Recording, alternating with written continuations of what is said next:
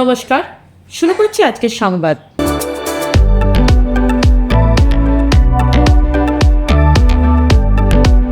রাজ্য সরকার প্রদত্ত বিভিন্ন সরকারি প্রকল্পের সুবিধা পেয়ে অণুজীববিদ্যার বিভিন্নতা ও উপকার তথা অপকার বিষয়ে একটি মনোগ্রাহী পাঠচক্রের আয়োজন করা হয় কাঞ্চননগর দীননাথ দাস উচ্চ বিদ্যালয়ে।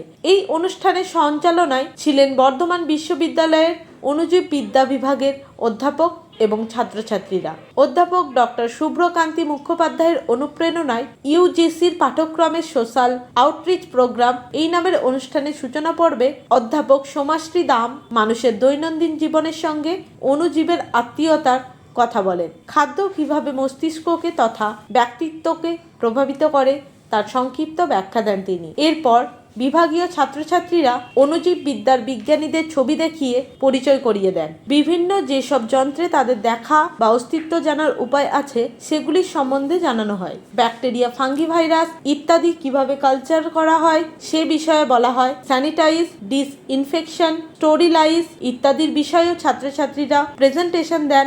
বার্ড, এভিয়ান ইনফ্লুয়েঞ্জা ও নিপা ভাইরাস সম্বন্ধেও অবহিত করা হয়। অধ্যাপক প্রদীপ্ত সাহা কৃষি, শিল্প, খাদ্য, চিকিৎসা ইত্যাদি সর্বক্ষেত্রে অণুজীবের ব্যাপক ব্যবহার ও প্রয়োজনীয়তার কথা উল্লেখ করেন। মতামত দেন বিদ্যালয়ের সংস্কৃত পণ্ডিত দীপ্ত সুন্দর মুখোপাধ্যায়। বিদ্যালয়ের প্রধান শিক্ষক রাষ্ট্রপতি পুরস্কার প্রাপ্ত ডক্টর সুভাষচন্দ্র দত্ত বলেন, আমরা ভুলে গেছি যে অ্যান্টিবায়োটিক আমাদের শরীরে এবং প্রকৃতিতে তৈরি হয়। সেসবের ব্যবহার করতে প্রকৃতি আমাদের আহ্বান জানায়। আমরা তা অবহেলা করে নিজেদের বিপদ ডেকে এনেছি।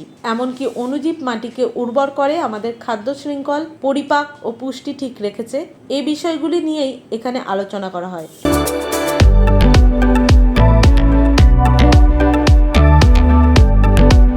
আজকের সংবাদ এই পর্যন্ত।